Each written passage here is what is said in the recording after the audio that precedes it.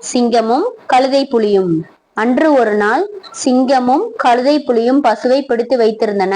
அடுத்த நாள் சிங்கம் பசுவை கொன்றது. கழுதை புலி தன் குட்டியை சிங்கத்திடம் அனுப்பி தன் பங்கினை வாங்கி வர சொன்னது. கழுதை புலியின் பங்காக பசுவின் குடலை மட்டும் கொடுத்து அனுப்பியது சிங்கம்.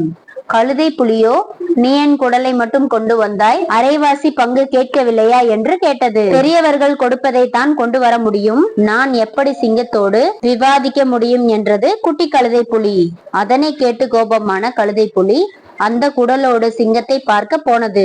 சிங்கம் உணவை உண்டு குகைக்குள் ஓய்வெடுத்து கொண்டிருந்தது. கழுதை புலி வந்ததை கண்டு, ஏன் இங்கே வந்தாய் என்று கர்ஜித்தபடி சிங்கம் கேட்டது. பசுவில் பாதி கேட்க வந்த கழுதை புலி பயந்து தன் எண்ணத்தை மாற்றிக்கொண்டு, ராஜா சிங்கமே, நீங்கள் குடல் அனுப்பியதற்கு மிக்க நன்றி.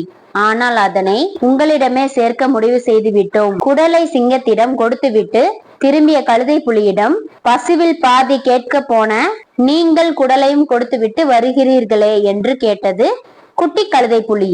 மகனே, சிங்கம் மிக கொடூரமாக இருந்தது, அதை கண்டு நடுங்கி விட்டேன். எனவே எனது பங்கையும் கொடுத்துவிட்டு பாராட்டி விட்டு வந்தேன். எல்லாம் நன்மைக்காக என்றது தாய் கழுதை புலி. நம்மை விட வலிமையானவர்களை கோபப்படுத்துவதை விட அவர்களை சாந்தப்படுத்துவதே பாதுகாப்பானது. இந்த வீடியோ பற்றிய உங்களது கருத்துக்களை கமெண்ட்ல சொல்லுங்க. நன்றி, வணக்கம்.